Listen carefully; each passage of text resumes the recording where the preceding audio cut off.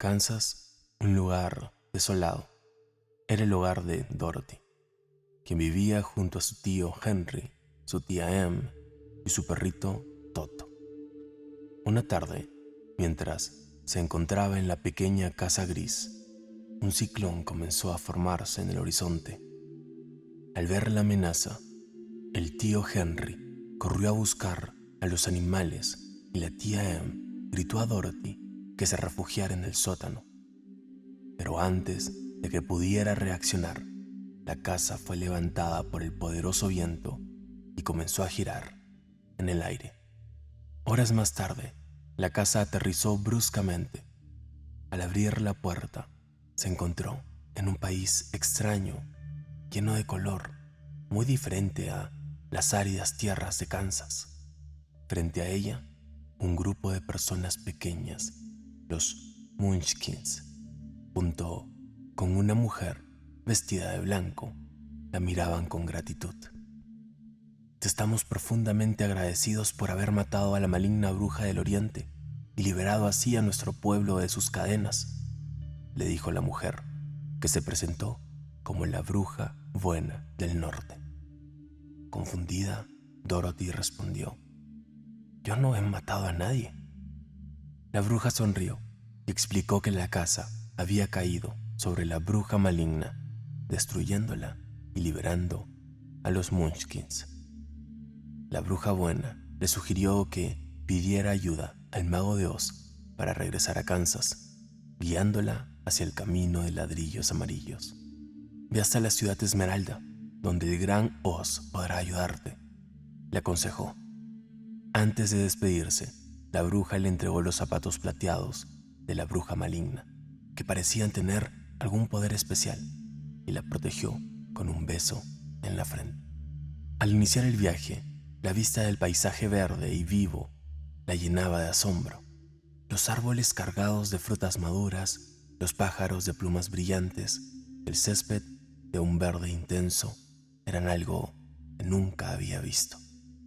Los Munchkins que encontró en el camino la miraban con respeto y la saludaban con alegría. La bruja le explicó que el mago de Oz era el único que podría ayudarla, que el camino amarillo la llevaría directamente a él. Con una mezcla de temor y esperanza, ajustó sus zapatos y con Toto en sus brazos comenzó la marcha.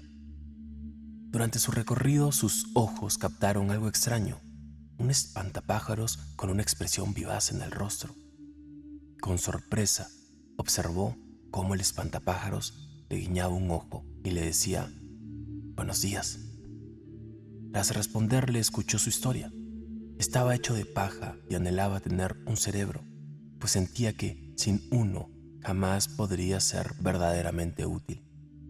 La idea de poder pensar le fascinaba. Al enterarse de que iba a ver al mago de Oz, el espantapájaros expresó su deseo de acompañarla. «¿De veras crees que Oz podría darme un cerebro?», preguntó.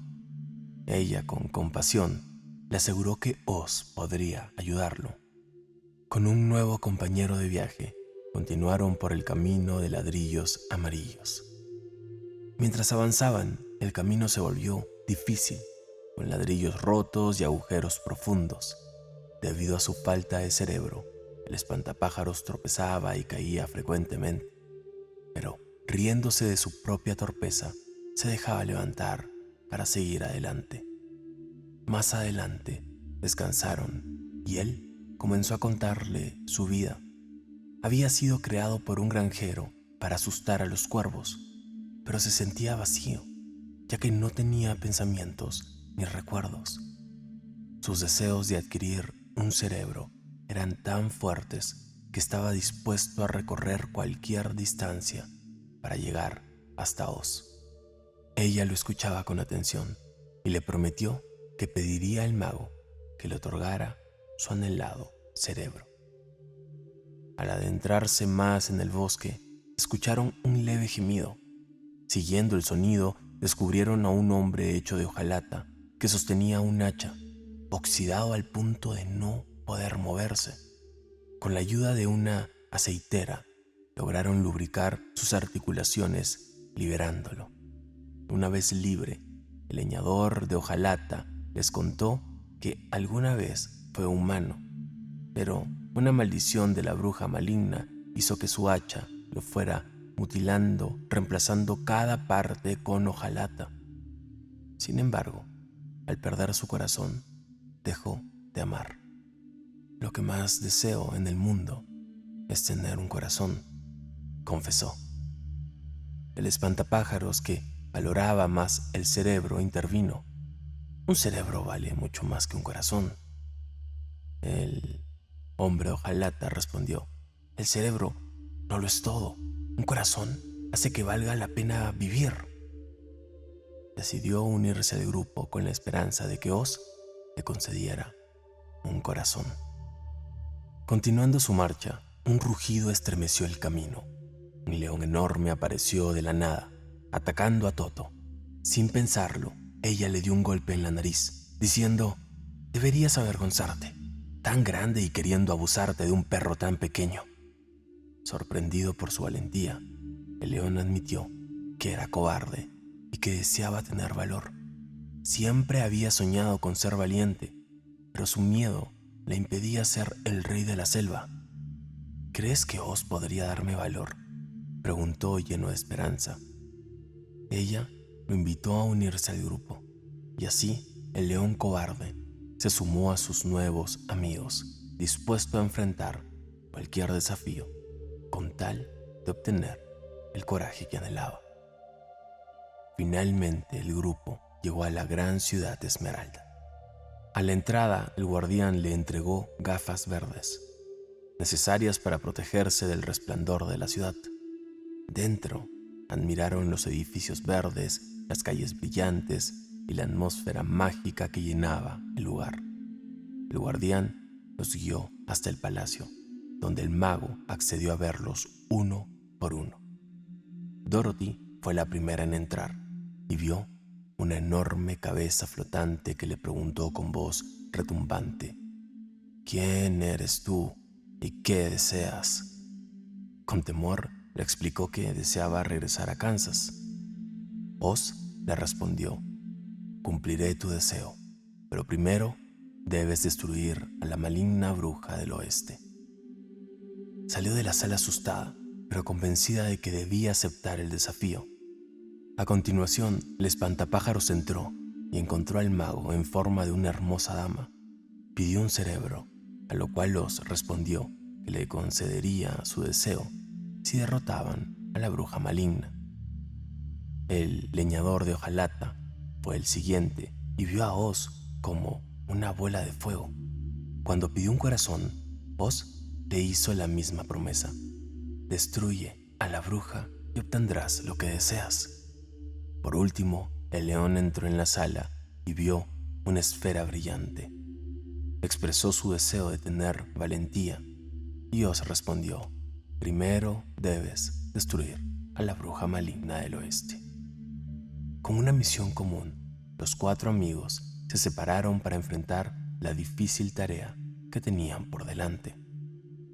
Con paso decidido, salieron de la ciudad de Esmeralda y se dirigieron al oeste. El camino los llevó a un campo de amapolas rojas de una belleza hipnotizante, pero el aroma embriagador comenzó a hacer efecto en ellos.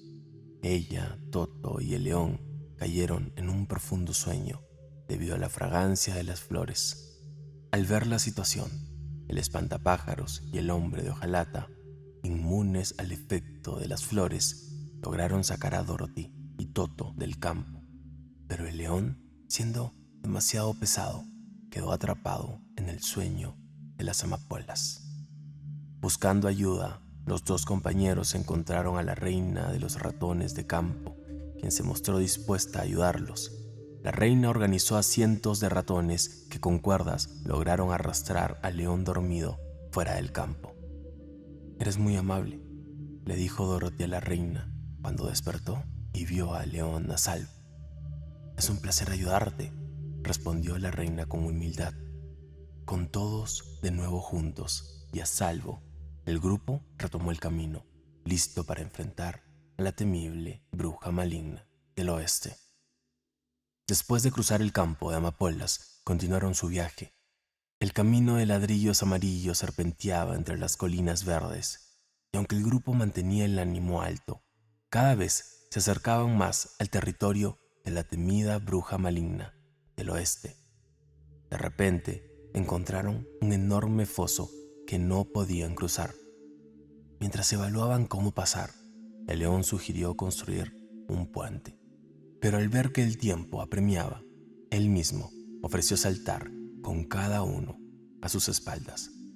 Así lo hizo, llevando primero a Dorothy y a Toto, luego al espantapájaros y finalmente al hombre de hojalata. Agradecidos por su valentía, continuaron el viaje con renovada energía. Poco después llegaron a un lugar donde la reina de los ratones de campo les pidió ayuda para liberarla de un gato salvaje. Con el hacha de leñador lograron espantar al gato y en agradecimiento, la reina se comprometió a ayudarlos cuando lo necesitaran. Le agradecieron su oferta y continuaron su viaje, conscientes de que su destino final estaba cada vez más cerca. Por fin llegaron a las puertas del territorio de la bruja maligna del oeste. La atmósfera se tornaba cada vez más sombría y opresiva. Las colinas eran áridas, el cielo parecía gris perpetuamente y el aire estaba impregnado de un temor que solo inspiraba a aquella bruja temible. La bruja maligna, al descubrir la presencia del grupo, se enfureció. Desde su castillo observaba a los viajeros con su único ojo, capaz de ver a través de grandes distancias. Decidió enviar a sus lobos para detenerlos. Sin dudarlo, el leñador de hojalata se adelantó, preparándose para defender a sus amigos. Con su hacha de hojalata, enfrentó a los lobos uno por uno hasta vencerlos a todos, salvando al grupo del ataque. Cuando la bruja maligna vio que sus lobos habían sido derrotados, envió un grupo de cuervos para acabar con ellos. Entonces, el espantapájaros tomó la iniciativa y usando su paja como arma, espantó y eliminó a los cuervos que se abalanzaban sobre ellos. Al ver que sus cuervos también fracasaban, la bruja envió a sus feroces abejas negras, pero el leñador sugirió que todos se cubrieran con la paja del espantapájaros. Así, las abejas murieron al intentar picar el metal del leñador de hojalata. Enfurecida y desesperada, la bruja maligna convocó a los monos alados, criaturas con las que tenía un acuerdo mágico a través de un gorro de oro encantado. Los monos obedecieron su voluntad, atraparon al espantapájaros, desparramando su paja en el suelo y al leñador oxidándolo hasta inmovilizarlo. Dorothy y el león fueron capturados y llevados prisioneros al castillo de la bruja. Atrapada y sin esperanza, Dorothy fue obligada a trabajar como sirvienta. La bruja la vigilaba de cerca, siempre intentando arrebatarle los zapatos plateados, pues sabía que estos contenían un poder especial. Sin embargo, gracias al beso de la bruja buena del norte en su frente, la bruja maligna no podía dañarla directamente. Un día, la bruja maligna ideó un plan para robar los zapatos y provocó que Dorothy tropezara. Uno de los zapatos se le salió y la bruja rápidamente lo tomó. Furiosa, Dorothy tomó un cubo de agua y se lo arrojó encima. Para su sorpresa, la bruja comenzó a gritar y a derretirse. «¿Qué estás haciendo? ¿Estoy derritiendo?», fueron sus últimas palabras antes de desvanecerse por completo. Así, la bruja maligna del oeste fue destruida y Dorothy quedó libre. Recuperó el zapato y tras reunir a sus amigos, decidieron regresar a la ciudad de Esmeralda para que Oz cumpliera sus promesas. Con el gorro de oro de la bruja maligna en sus manos, Dorothy convocó a los monos alados para que los llevaran de vuelta a la ciudad de Esmeralda. Los monos, liberados de la bruja maligna, accedieron a ayudarla con gusto, transportando a todos de regreso a la ciudad. Una vez en la ciudad de Esmeralda, el grupo fue recibido con gran alegría por los habitantes, quienes festejaban la derrota de la bruja maligna. Al llegar al palacio, pidieron ver a Oz para que cumpliera su promesa. Sin embargo, Al entrar en la sala del trono, encontraron a Oz tras una cortina, revelando que no era un mago, sino un hombre común, sin poderes ni magia. «Soy solo un hombre de Kansas», confesó avergonzado, explicando que había llegado a la tierra de Oz en un globo aerostático y que los habitantes lo habían tomado por un gran hechicero. Sin saber cómo salir de la situación, continuó interpretando el papel de mago. El grupo se sintió decepcionado, pero Oz se comprometió a ayudarlos de alguna manera. Decidido a cumplir su promesa, Oz ideó soluciones simbólicas para cada uno de los deseos de sus amigos. Al espantapájaros le rellenó la cabeza con paja y alfileres, diciéndole que ahora tenía un cerebro. Al hombre de hojalata le dio un corazón de seda, convencido de que éste le permitiría sentir emociones. Finalmente preparó una pócima especial para el león, asegurándole que era un elixir de valentía. Aunque las soluciones eran simbólicas, cada uno se sintió satisfecho, creyendo haber recibido lo que tanto deseaba. Pero cuando llegó el turno de Dorothy, Oz se mostró incapaz de ayudarla a regresar a Kansas. La tristeza la embargó, pues su deseo de volver a casa era cada vez más fuerte. Ante la insistencia de Dorothy, Oz decidió construir un globo aerostático similar al que lo había traído a Oz para que pudieran regresar juntos a Kansas. Finalmente el globo fue terminado y todo el pueblo de la ciudad Esmeralda se reunió para despedirlos. Mientras estaban a punto de partir, Toto saltó del globo para perseguir a un gato. Dorothy corrió tras él y en ese instante las cuerdas que sostenían el globo se soltaron. Oz fue elevado en el aire sin ella, desapareciendo en el cielo, mientras Dorothy lo observaba con desesperación, viendo cómo su última esperanza de regresar a Kansas se alejaba. Sumida en tristeza y sin saber cómo regresar a casa, Dorothy permaneció en la ciudad Esmeralda junto con sus amigos. Sin embargo, no perdió la esperanza y decidió continuar buscando la manera de volver, segura de que, con sus amigos y su determinación, encontraría la forma de cumplir su sueño. Tras el fallido intento de regresar a Kansas en el globo de Oz, la desilusión se había apoderado de ella. Al no saber cómo volver a casa, recordó el consejo de Glinda, la bruja buena del sur, quien podía tener el conocimiento necesario para ayudarla a cumplir su deseo.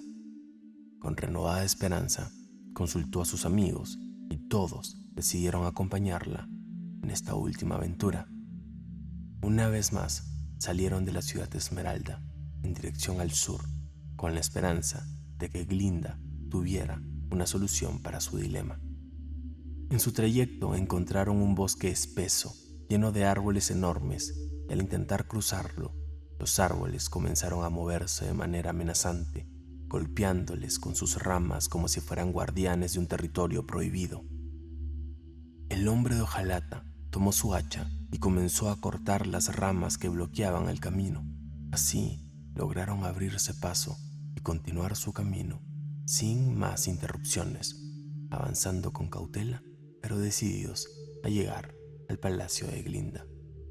Tras salir del bosque, llegaron a un país fascinante, donde todo, desde las casas hasta sus habitantes, eran de porcelana. Caminaban con cuidado, temiendo romper cualquier cosa.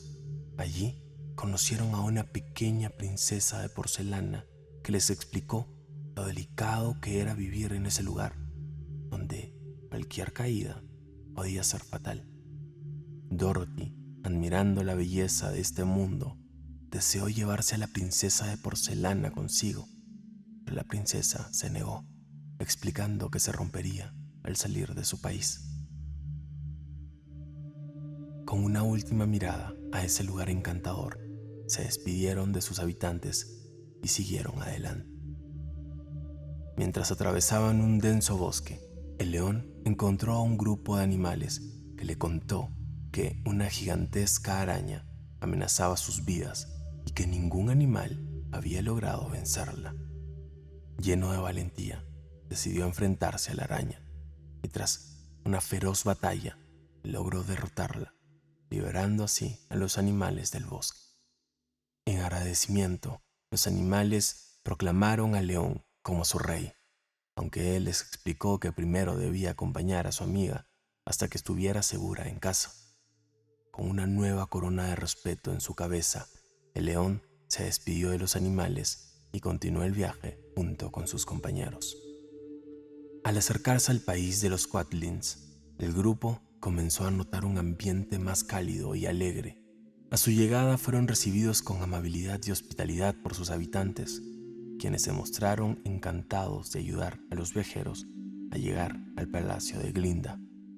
Durante el camino se maravillaban ante la vibrante vegetación y la amabilidad de los Quatlins, quienes les ofrecieron todo lo necesario para que su viaje fuera lo más cómodo posible.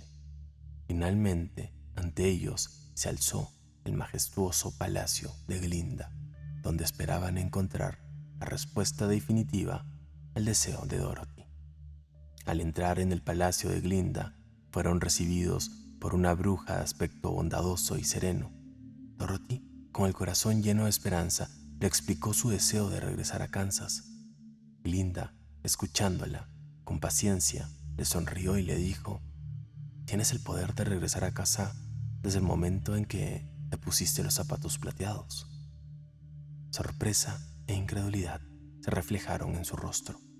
La bruja explicó que si golpeaba los talones de los zapatos 3 veces mientras deseaba volver a Kansas, los zapatos la llevarían de inmediato a su hogar. Aunque la noticia le dio mucha alegría, no pudo evitar sentir tristeza por tener que despedirse de sus amigos. Se acercó al espantapájaros y le dijo: «Te voy a extrañar más que a nadie». Él, tratando de contener las lágrimas, le respondió: «Yo también te extrañaré, pero siempre pensaré en ti con cariño».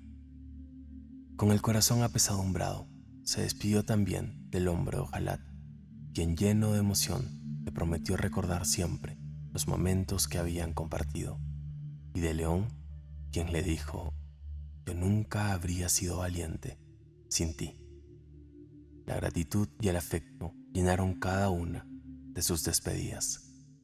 Con las instrucciones de Glinda, se preparó para regresar a Kansas. Sosteniendo a Toto en sus brazos, golpeó los talones de sus zapatos 3 veces mientras deseaba con todas sus fuerzas regresar a casa. De inmediato sintió un extraño giro en el aire y en un abrir y cerrar de ojos se encontró nuevamente en Kansas frente a la casa de sus tíos. El polvo y el tono gris de Kansas la recibieron de nuevo. Un escenario bien conocido, aunque ahora se sentía extraño, menos vibrante después de las maravillas que había experimentado. A su alrededor, el paisaje seco y monótono parecía haber quedado suspendido en el tiempo. Sin embargo, lo familiar tenía un peso reconfortante, una paz que no encontró en ninguno de los caminos y castillos de Oz. Al ver la pequeña figura de su tía Em, que avanzaba con el ceño preocupado, Dorothy sintió un golpe de realidad. Cuando la tía la rodeó en un abrazo fuerte y silencioso, pudo sentir la tensión en los brazos que no soltaban. No hubo necesidad de explicaciones. De alguna manera, su ausencia solo era un eco en ese lugar donde el tiempo apenas había pasado. Kansas permanecía igual, casi ajeno a las peripecias y colores de Oz, pero Dorothy comprendió que, para ella, nada volvería a ser lo mismo. Había descubierto cosas que el viento de las palabras nunca le habría revelado y conocido a quienes de alguna forma serían una parte inseparable de su memoria.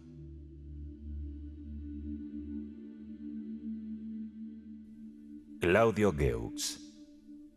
Claudio Geux, un humilde trabajador que residía en París hace unos 8 años junto a su amante y su hijo, enfrentó las dificultades del invierno con sus consecuentes penurias: falta de empleo, escasez de alimentos y ausencia de combustible. A pesar de su educación negligente que lo dejó incapaz de leer, Claudio poseía una inteligencia innata y reflexionaba profundamente sobre los asuntos que lo rodeaban. En esa situación desesperada, el hombre se vio obligado a cometer robos para sobrevivir, aunque no especificó cuáles. El resultado, no obstante, fue el mismo. Proporcionó 3 días de alimento y calor a su amante y su hijo. Pero a él lo condenaron a 5 años de prisión.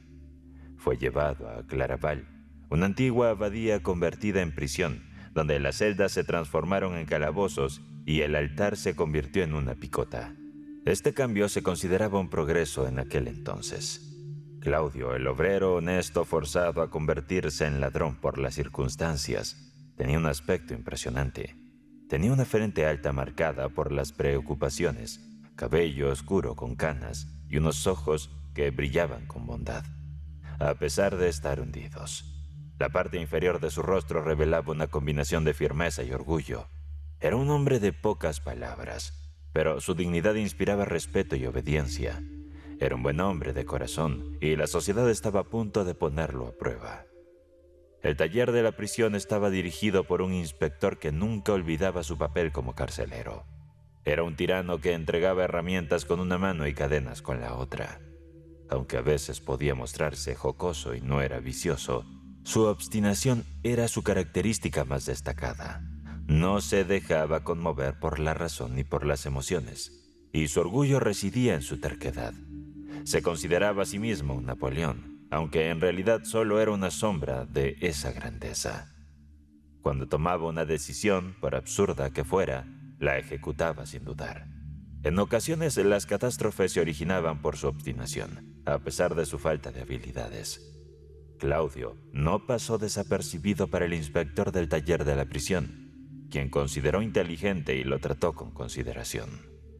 Un día, para distraer al prisionero de su tristeza por la ausencia de su amante, el inspector le informó que ella también había caído en desgracia y se había sumado a la hermandad de la desventura, sin tener noticias del destino del niño. Después de un tiempo, Claudio se había acostumbrado a la rutina de la prisión. Su calma y su determinación, claramente visibles en su rostro, le habían ganado un gran respeto entre sus compañeros de prisión. Lo admiraban tanto que acudían a él en busca de consejo e intentaban imitarlo en todo lo posible. La expresión de sus ojos revelaba su carácter y, como se dice, los ojos son el reflejo del alma. ¿Qué más podía esperarse que un espíritu inteligente guiara a hombres con pensamientos limitados que se dejaban llevar por su influencia? En menos de 3 meses, Claudio se había convertido en el líder de facto del taller. A veces se preguntaba si era un rey o un prisionero, siendo tratado de manera similar a un papa cautivo, rodeado de seguidores devotos. Sin embargo, tal nivel de popularidad siempre lleva consigo el resentimiento. Y aunque era amado por los prisioneros, Claudio era detestado por los carceleros. Para él, 2 raciones de comida apenas habrían sido suficientes, y el inspector bromeaba al respecto, dado que también tenía un apetito voraz. Pero lo que podría haber sido un placer para un aristócrata era una gran desgracia para un prisionero. Mientras que cuando Claudio era un hombre libre, podía ganarse el pan diario con 4 libras y disfrutarlo, como prisionero, trabajaba arduamente y solo recibía 1,5 libras de pan y 4 onzas de carne al día, lo que dejaba claro que siempre tenía hambre. Justo después de terminar su escasa comida y prepararse para continuar con su trabajo, con la esperanza de distraerse del hambre, un joven aparentemente débil se le acercó tímidamente, sosteniendo un cuchillo y sus raciones sin tocar. «¿Qué necesitas?», preguntó Claudio de manera brusca. «Necesito tu ayuda con mi comida. Tengo más de lo que puedo comer», respondió tímidamente el joven. «¿Qué pasa?», interrogó Claudio. «Por favor, ayúdame a dividir esto», dijo el joven mientras cortaba su comida en 2 y le daba a Claudio la mitad. Claudio no dudó en aceptarla y comenzó a comer de inmediato. «Gracias», expresó el joven, «y permíteme compartir mis raciones contigo todos los días». «¿Cómo te llamas?», preguntó Claudio. «Soy Alvin». «¿Por qué estás aquí?», añadió Claudio. «Cometí un robo», respondió Alvin. «Yo también», admitió Claudio. Esta escena se repitió a diario entre este hombre, que a pesar de su edad aparentaba ser más viejo de lo que era, con 36 años, y el joven que apenas tenía 20, aunque parecía tener 17. Su relación se asemejaba más a la de un padre y un hijo que a la de hermanos. Todo los unía: el trabajo que compartían, el hecho de dormir en las mismas habitaciones y hacer ejercicio en el mismo patio. Eran felices porque eran todo el mundo el uno para el otro. El inspector de taller era tan odiado por los presos que a menudo recurría a Claudio para imponer su autoridad. Y cuando un tumulto estaba a punto de estallar, unas palabras de Claudio tenían más efecto que la autoridad de 10 guardias. Aunque el inspector se complacía en aprovechar esta influencia, era celoso y odiaba al mejor ladrón con un sentimiento envidioso e implacable. Un ejemplo de poder sobre derecho, tanto más temible cuanto se alimentaba en secreto. Claudio se preocupaba tanto por Alvin que pensaba poco en el inspector. Una mañana, mientras los vigilantes hacían su ronda, uno de ellos llamó a Alvin, que trabajaba con Claudio, para que se presentara ante el inspector. «¿Para qué te buscan?», dijo Claudio. «No lo sé», respondió Alvin, siguiendo al guardia. Durante todo el día Claudio buscó en vano a su compañero, y por la noche, al encontrarlo todavía ausente, rompió su reserva habitual y se dirigió a la llave en mano. «¿Está Alvin enfermo?», dijo. «No», respondió el hombre. «¿Cómo es que no ha aparecido hoy?». «Le han cambiado de habitación», fue la respuesta. Por un momento Claudio tembló, luego continuó con calma. «¿Quién dio la orden?». «Monsieur D». Este era el nombre del inspector. La noche siguiente el inspector, el señor D, hizo su ronda como de costumbre. Claudio, que lo había visto desde lejos, se levantó y se apresuró a levantarse el gorro de lana y abotonarse el chaleco de lana gris hasta la garganta, lo que se consideraba una señal de respeto a los superiores en la disciplina carcelaria. «Señor», dijo Claudio, cuando el inspector estaba a punto de pasar junto a él. «¿De verdad se ha acuartelado Alvin en otro sitio?». «Sí», respondió el inspector. «Señor, no puedo vivir sin él. Usted sabe que las raciones son insuficientes para mí, y Alvin dividió su porción conmigo. ¿No podría usted arreglárselas para dejarle volver a su antiguo lugar cerca de mí?». «Imposible. La orden no puede ser revocada». «¿Por quién fue dado?». «Por mí». «Monsieur D», respondió Claudio, «de usted depende mi vida». «¿Nunca canceló un pedido una vez dado?». «Señor, ¿qué le he hecho?». «Nada». «¿Por qué, entonces?», gritó Claudio, «separarme de Alvin?». «Porque sí», respondió el inspector, y con eso siguió adelante. Claudio bajó la cabeza como el pobre león enjaulado privado de su perro. Pero la pena, aunque tan profundamente sentida, no cambió en nada su apetito. Estaba famélico. Muchos se ofrecieron a compartir sus raciones con él, pero él se negó rotundamente y continuó su rutina habitual en silencio, rompiéndola solo para pedirle diariamente al inspector, en tonos de angustia mezclados con rabia, algo entre una plegaria y una amenaza, estas dos palabras: «¿Y Alvin?». El inspector simplemente siguió su camino, encogiéndose de hombros, pero si se hubiera limitado a observar a Claudio, habría notado el evidente cambio, perceptible para todos los presentes. «Señor, escúcheme, envíeme a mi compañero. Sería sabio hacerlo, le aseguro. Recuerde mis palabras». El domingo llevaba horas sentado en el patio, con la cabeza inclinada entre las manos, y cuando un preso llamado Failet se acercó riendo, dijo: «Estoy juzgando a alguien». El 25 de octubre de 1831, mientras el inspector hacía su ronda, Claudio, para llamar su atención, rompió un vidrio de reloj que había encontrado en el pasillo. El efecto fue el deseado. «Fui yo», dijo Claudio. «Señor, devuélvame a mi camarada». Imposible, fue la respuesta. Mirando al inspector a la cara, Claudio añadió con firmeza: Ahora reflexiona, hoy es 25 de octubre, te doy hasta el 4 de noviembre. Un guardián comentó que Claudio estaba amenazando a Monsieur D y que debía ser encerrado de inmediato.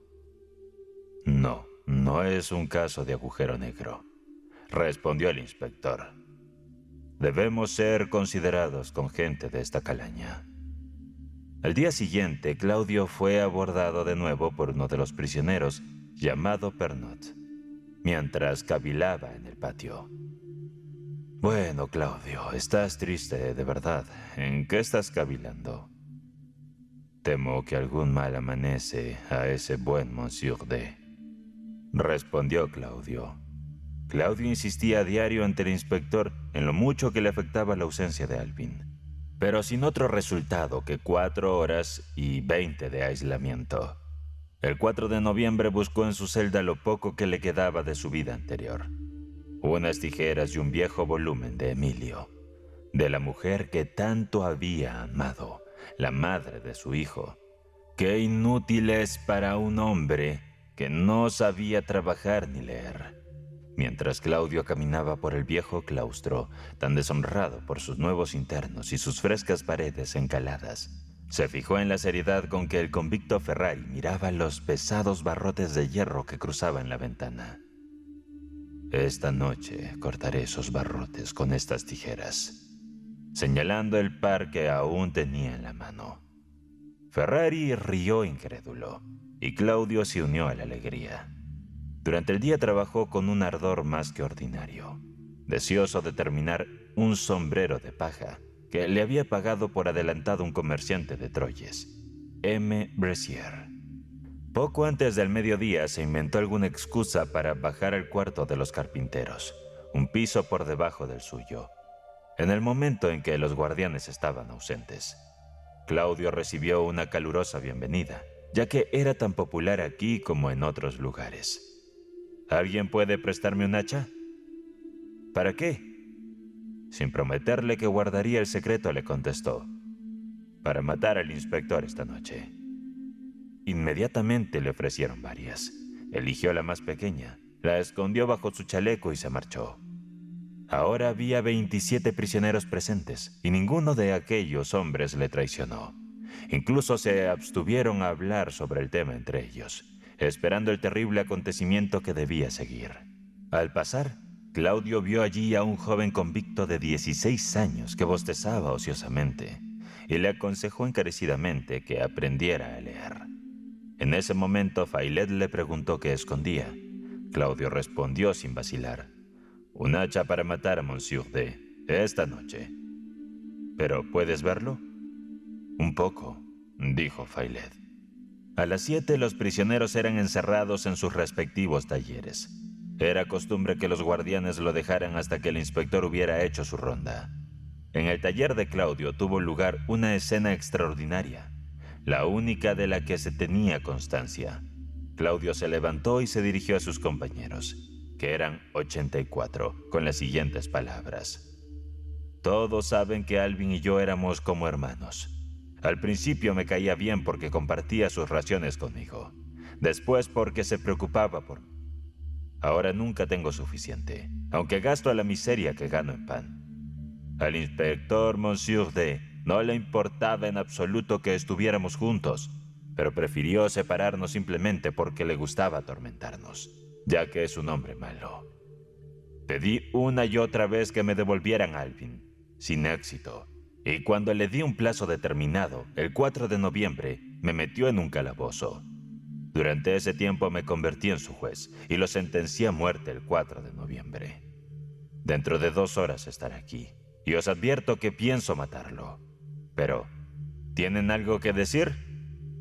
Se hizo un silencio sepulcral. Claudio siguió contando a sus camaradas los 81 ladrones, sus ideas sobre el tema, que estaba reducido a un extremo temible y obligado por esa misma necesidad a tomarse la justicia por su mano. Sabía muy bien que no podía quitar la vida al inspector sin sacrificar la suya propia, pero como la causa era justa, asumiría las consecuencias, habiendo llegado a esta conclusión después de 2 meses de serena reflexión. Si consideraban que solo el resentimiento le empujaba a dar ese paso, debían decirlo de inmediato y manifestar sus objeciones a que se ejecutara la sentencia. Una sola voz rompió el silencio que siguió, diciendo: «Antes de matar al inspector Claudio, debería darle la oportunidad de ceder». «Es justo», dijo Claudio, «y tendré el beneficio de la duda». Claudio ordenó entonces las pocas cosas que se le permiten a un hombre prisionero, y se las dio a los camaradas que más le importaban después de Alvin. Quedándose solo con el par de tijeras, luego los abrazó a todos. Algunos no pudieron contener las lágrimas en aquel momento.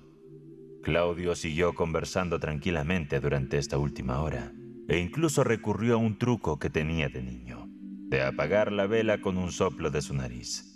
Al verle así, sus compañeros confesaron después que esperaban que hubiera abandonado su siniestra idea. Un joven convicto le miraba fijamente, temblando ante el acontecimiento que se avecinaba. «Ánimo, joven», dijo Claudio con dulzura. «No será más que el trabajo de un minuto».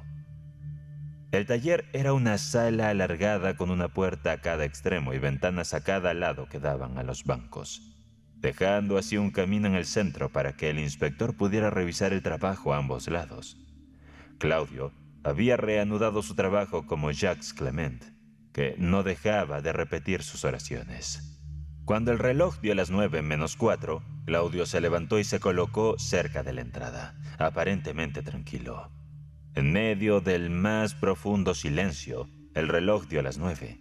La puerta se abrió de par en par, y el inspector entró solo, como de costumbre, con aspecto bastante jovial y satisfecho de sí mismo, pasando rápidamente de un lado a otro, sacudiendo la cabeza a uno, vociferando palabras a otro, sin prestar atención a los ojos clavados tan ferozmente en él.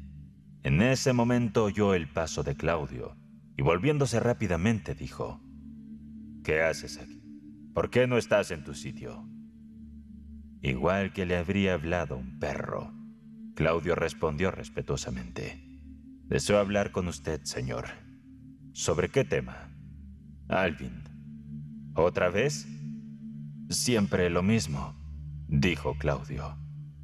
«Entonces», replicó el inspector caminando, «no has tenido bastante con 24 horas en el agujero negro». Claudio, siguiéndole de cerca, replicó: «Señor, devuélvame a mi compañero». «Imposible». «Señor», continuó Claudio con una voz que habría conmovido a Satanás, «le imploro que me devuelva a Alvin. Entonces verá cómo obraré. Usted es libre y poco le importa. No conoce el sentimiento de tener un solo amigo. Para mí lo es todo. Rodeado de muros de la prisión, puedes ir y venir a tu antojo. Yo solo tengo a Alvin. Por favor, que vuelva conmigo. ¿Qué puede importarte que un hombre llamado Claudio esté en esta sala teniendo a su lado otro llamado Alvin? No tiene más que decir. Sí, nada más. Señor, mi buen señor, le imploro en nombre del cielo que me concedas mi plegaria». Claudio, embargado por la emoción, esperó la respuesta. «Imposible», replicó el inspector impaciente. «No recordaré mis palabras. Ahora vete, pesado». Y con eso se apresuró hacia la puerta exterior en medio del silencio, sin aliento que mantenían los 81 ladrones. Claudio, tocando al inspector, le preguntó suavemente: «Déjame al menos saber por qué estoy condenado a muerte. ¿Por qué nos separaste?». «Ya te he respondido, porque yo elegí». Estaba a punto de levantar el pestillo cuando Claudio levantó el hacha y, sin un solo grito, el inspector cayó al suelo con el cráneo completamente hendido por 3 fuertes golpes asestados con la rapidez de un relámpago. Un cuarto le desfiguró completamente la cara, y Claudio, en su furia enloquecida, dio otro golpe inútil, pues el inspector estaba muerto. Claudio, tirando el hacha a un lado, gritó: «Ahora por la otra». El otro era el mismo, y cogiendo las tijeras de su mujer, se las clavó en el pecho. Pero la hoja era corta y el pecho profundo, y en vano se esforzó por dar el golpe mortal. Al fin, cubierto de sangre, cayó desmayado sobre los muertos. ¿Cuál de los dos se consideraría la víctima? Cuando Claudio recobró el conocimiento, estaba en cama, rodeado de todos los cuidados y cubierto de vendas. Cerca de él había hermanas de la caridad y una grabadora preparada para tomarle declaración, que con mucho interés le preguntaron cómo estaba. Claudio había perdido mucha sangre, pero las tijeras le habían causado heridas no graves, dejando las heridas mortales en el cuerpo de Monsieur D. Entonces comenzó el interrogatorio.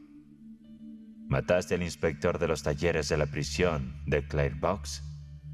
Sí, fue la respuesta. ¿Por qué lo hiciste? ¿Por qué lo hice?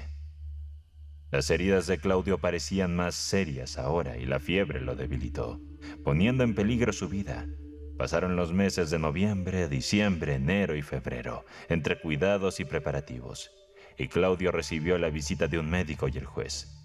Uno para recuperar la salud, el otro para investigar los fundamentos de su ejecución. El 16 de marzo de 1832, completamente curado, Claudio compareció ante el tribunal de Troyes para responder a la acusación en su contra. Su apariencia impresionó favorablemente al tribunal. Había sido afeitado y llevaba la cabeza descubierta, pero aún vestía el traje de presidiario. El tribunal estaba bien resguardado por una fuerte guardia militar para mantener a los testigos bajo control, ya que todos eran convictos. Sin embargo, surgió una dificultad inesperada. Ninguno de esos hombres quiso testificar. Ni las preguntas ni las amenazas lograron romper su silencio, hasta que Claudio les pidió que hablaran.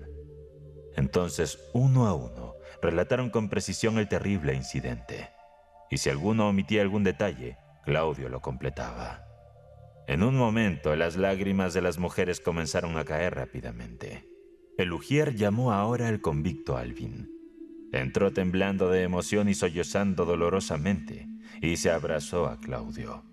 Dirigiéndose al fiscal, Claudio dijo: «Aquí tienes a un convicto que da de comer a los hambrientos». E inclinándose besó la mano de Alvin. Una vez que todos los testigos fueron interrogados, el abogado de la acusación se levantó para dirigirse al tribunal. «Señor jurado, la sociedad quedaría completamente confundida si una acusación pública no condenara a grandes culpables como él». Después de un largo discurso, el abogado defensor de Claudio tomó la palabra. Se sucedieron los argumentos a favor y en contra, como es habitual en los tribunales penales. Claudio, a su vez, testificó, y la gente se sorprendió por su inteligencia. Este humilde trabajador parecía más un orador que un asesino. Explicó de manera clara y directa los hechos tal como ocurrieron, manteniéndose con orgullo, decidido a decir toda la verdad. A veces la multitud se dejaba llevar por su elocuencia. Este hombre, que no sabía leer, entendía los argumentos más complejos, pero trataba a los jueces con el respeto adecuado. En una ocasión, Claudio perdió la paciencia cuando el abogado de la acusación afirmó que había asesinado al inspector sin motivo alguno. «¿Qué?», exclamó Claudio. «¿No hubo provocación? En realidad, si un borracho me ataca y yo lo mato, entonces aceptarían que hubo provocación. La pena de muerte se cambiaría por la de trabajos forzados. Pero un hombre que se maltrata de todas las formas posibles durante 4 años, me humilla durante 4 años, se burla de mí a diario, cada hora, durante 4 años y acumula todos los insultos sobre mi cabeza. ¿Qué sigue? ¿Consideras que no hubo provocación? Tuve una esposa por la que robé. Me torturó por ella. Tuve un hijo por el que robé. Se burló de mí por ese hijo. Tenía hambre. Un amigo compartió su pan conmigo. Se llevó a mi amigo. Le rogué que me lo devolviera a mi amigo. Me arrojó a un calabozo. Le conté cuánto sufrí. Dijo que le cansaba escucharme. Entonces, ¿qué esperas que haga? Yo le quité la vida y tú me miras como un monstruo por haber matado a este hombre. y me condenas a la decapitación, así que hazlo.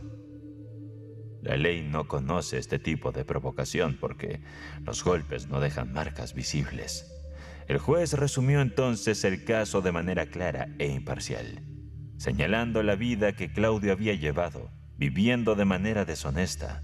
Luego había robado y finalmente se había convertido en un asesino. Todo esto era cierto. Antes de que el jurado se retirara, el juez preguntó a Claudio si tenía alguna pregunta o algo que decir. En realidad, muy poco, respondió Claudio.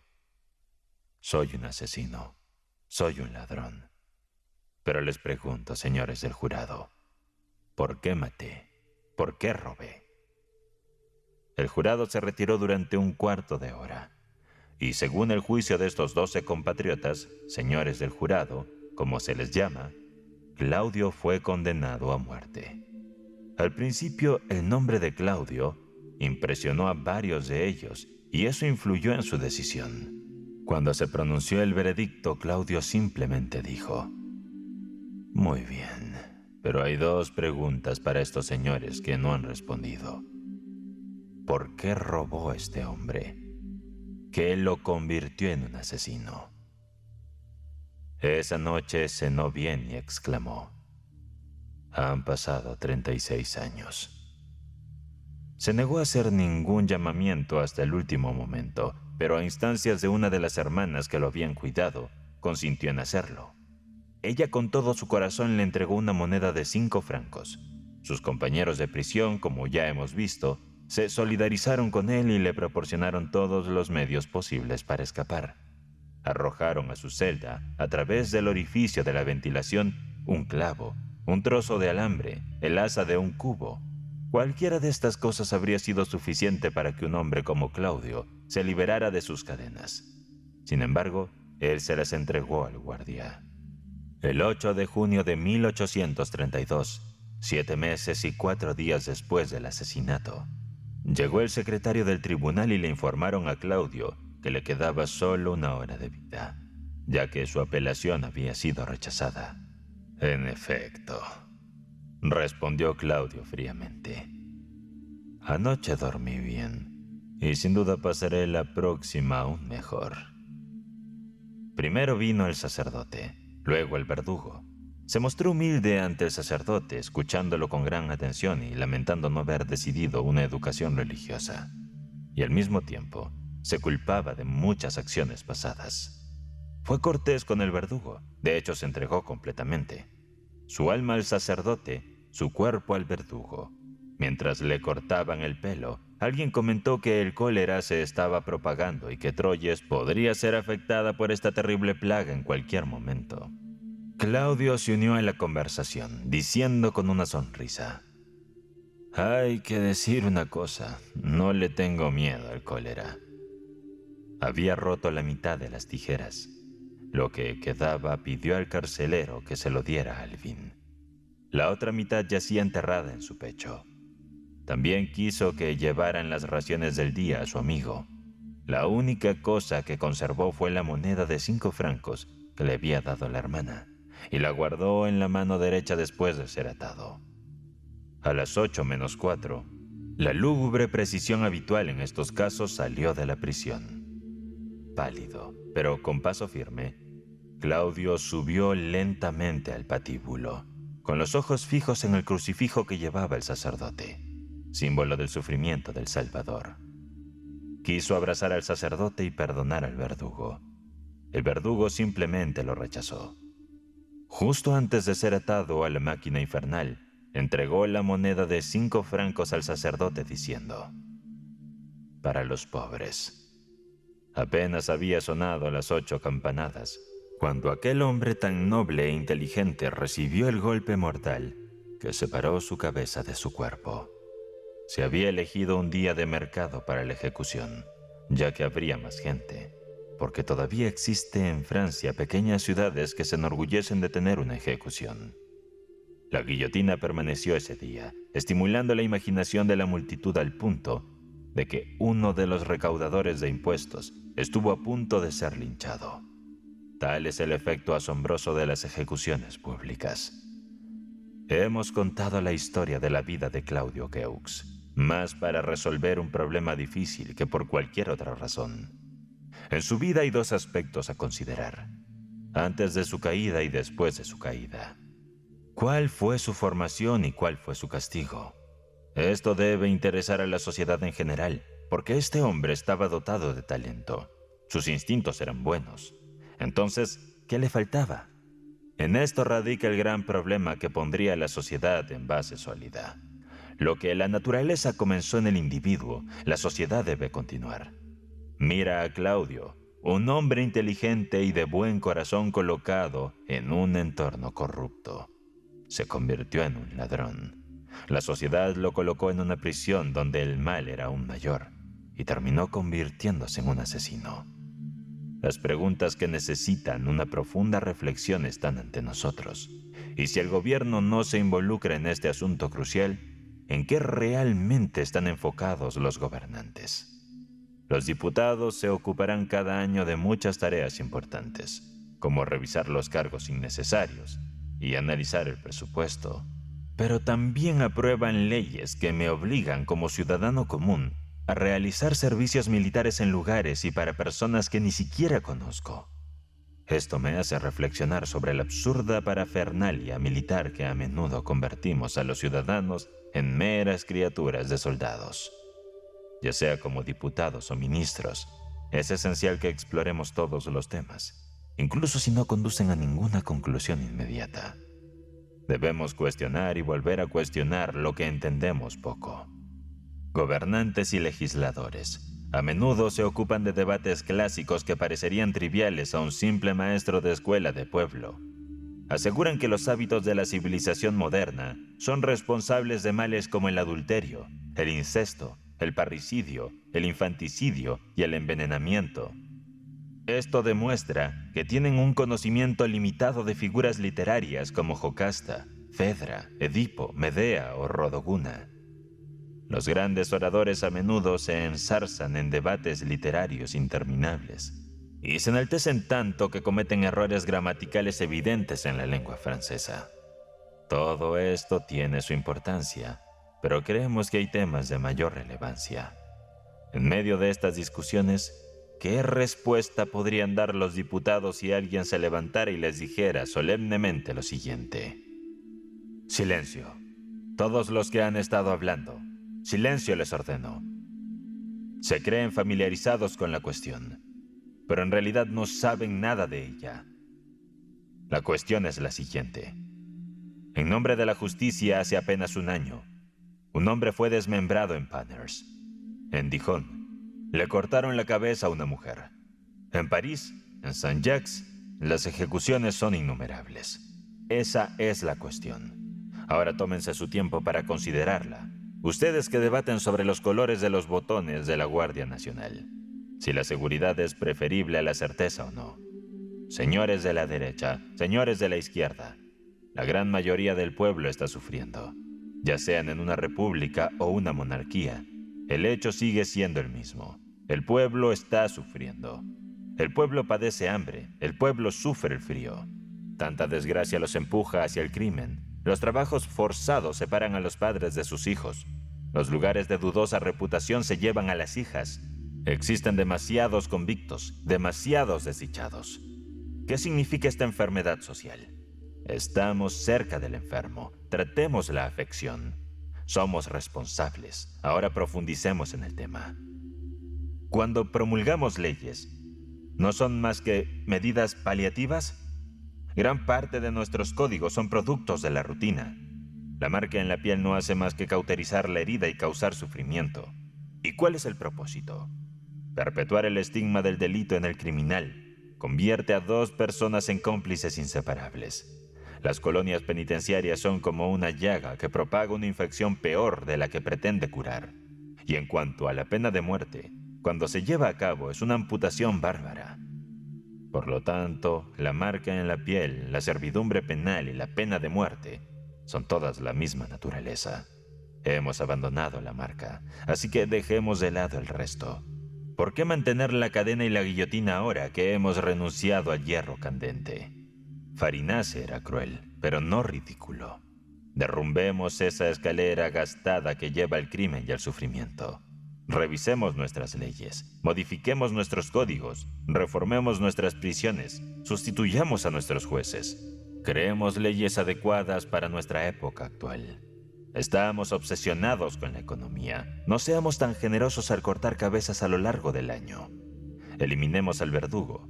Podríamos financiar los salarios de 600 maestros en la escuela con lo que pagamos a nuestros 80 verdugos. Pensemos en la población, entonces habrá escuelas para los niños y oportunidades para los adultos. ¿Sabía usted que en Francia hay menos personas alfabetizadas que en cualquier otro país de Europa? Miremos a Suiza, a Bélgica, a Dinamarca, a Grecia, a Irlanda. Y Francia aún no sabe leer. Es un escándalo flagrante. Visitemos nuestras colonias penitenciarias, examinemos a cada uno de estos condenados y notaremos, por su apariencia y forma de la cabeza, cuántos podrían encontrar semejanzas en animales inferiores. Aquí encontramos al lince, al gato, al mono, al buitre, a la hiena. La naturaleza fue en parte responsable, sin duda, pero la falta de educación exacerbó el problema. Así que brindemos a la gente una educación justa y permitamos que lo que hay de bueno en estas mentes mal formadas florezca. Las personas deben ser juzgadas según sus oportunidades. Roma y Grecia fueron civilizadas. Entonces iluminemos las mentes de la gente. Cuando todo el pueblo de Francia sepa leer, entonces animemos a la población a aspirar a cosas más nobles. Y no olvidemos que hay un libro mucho más importante que Compère Mathieu, más influyente que Le Constitutionnel y más digno de ser leído que la Carta de 1830. La Biblia. Cualquiera que sea el esfuerzo que realicemos en beneficio del pueblo, la mayoría seguirá siendo pobre e infeliz. Ellos cargan con el trabajo arduo, las pesadas cargas y las penurias, mientras que los ricos disfrutan de todos los placeres. Dado que esta es la realidad de la vida, ¿no debería el Estado inclinarse hacia el lado más vulnerable y desfavorecido? En medio de todo está la miseria. Si solo podemos poner una cosa en la balanza, hagamos que el pobre comprenda que existe un cielo donde reina la felicidad, un paraíso que puede compartir, y su espíritu se elevará. Que sienta que tiene una parte en las alegrías del rico. Esta fue la enseñanza de Jesús, y él poseía un conocimiento superior al de Voltaire. Por lo tanto, brindemos a las personas que trabajan y sufren en este mundo la esperanza de un mundo mejor en el futuro, y seguirán adelante con paciencia. La paciencia sigue los pasos de la esperanza. Difundamos el Evangelio en todas nuestras aldeas. Que cada hogar tenga su propia Biblia. Así, la semilla se esparcirá rápidamente. Fomentemos la virtud, y de ella surgirán muchas cosas que actualmente yacen sin desarrollar. Un hombre que se convierte en asesino en ciertas circunstancias podría haber servido a su país de manera ejemplar si hubiera sido influenciado de manera diferente. Por lo tanto, infundamos valor al pueblo en todos los aspectos, mejoremos las masas, iluminemos sus mentes, cuidemos de su moralidad, hagámosles útiles. Y con individuos así, no será necesario recurrir al acero frío. La Dama del Perrito. Capítulo 1. Un nuevo personaje había aparecido en el balneario. Una señora con un perrito. Dmitri Dmitrich Gurov, que por entonces vacacionaba en Yalta, empezó a interesarse por los acontecimientos que ocurrían. Sentado en el boulevard de Verneuil, vio pasearse junto al mar a una señora joven, de mediana estatura, rubia y que llevaba una boina. Delante de ella corría un perrito blanco, de raza pomerania. Después la volvió a encontrar varias veces en los jardines públicos y en la plaza. Caminaba sola, llevando siempre la misma boina y siempre con el mismo perrito. Nadie sabía quién era y todos le decían sencillamente la dama del perrito. Si está aquí sola, sin marido ni amigos, podría conocerla, pensó Dmitri. Bordeaba los 35 años, pero ya tenía una hija de 12 años y 2 hijos en la escuela. Se había casado muy joven, cuando era estudiante de segundo año. Por entonces, su mujer parecía tener la mitad de edad que él. Era una mujer alta y rígida, de cejas oscuras, seria y solemne. Ella misma se consideraba una intelectual, pues leía mucho, usaba un vocabulario rebuscado y llamaba a su marido Dimitri y no Demitri, que era lo correcto. En secreto, él la consideraba una tonta, cursi e impostada. Estaba avergonzado de ella y no le gustaba quedarse en su casa. Hacía un tiempo que había empezado a serle infiel. De hecho, hacía bastante tiempo. Por esta razón, probablemente, casi siempre hablaba mal de las mujeres, a quienes solía denominar como la raza inferior. La experiencia le había enseñado que intimar con gente decente, especialmente con la de Moscú, era un intrincado problema, y que, en lugar de ser una agradable aventura, el tiempo podía volver insoportable la situación. Pero, tras cada nuevo encuentro con una mujer bella e interesante, esta experiencia se le olvidaba. Entonces sentía renovados deseos de vivir y de arriesgarse, y todo lo encontraba sencillo y divertido. Una noche, que estaba cenando en un restaurante cerca del mar, la dama del perrito llegó y se sentó a la mesa de al lado. La expresión de su rostro, su aire, su vestido y peinado le indicó que era una mujer casada, que se encontraba en Yalta por primera vez y que estaba triste. Las historias de adulterios que tanto abundaban en Yalta eran despreciadas por Gurov. Él sabía que esas historias eran, en su mayor parte, inventos. Inventos de personas que estarían felices de tener una aventura, de pecar, si tuvieran la oportunidad de hacerlo. Cuando la dama del perrito se sentó a la mesa de al lado, a 3 pasos de él, recordó esas historias de conquistas fáciles, de excursiones a las montañas.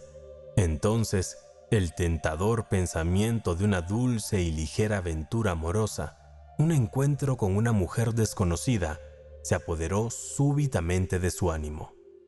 Llamó cariñosamente al perrito y cuando el animal se acercó, lo acarició con la mano. El pomeranio gruñó y Gurov volvió a rascarle la oreja. La mujer miró hacia él, bajando los ojos. «No muerde», dijo, y se sonrojó. «¿Le puedo dar un hueso?», preguntó Gurov. Como ella sintió con la cabeza, añadió cortésmente: «¿Hace mucho tiempo que está usted en Yalta?». «5 días», contestó ella. «Yo llevo ya 15 aquí». Un breve silencio siguió a estas palabras.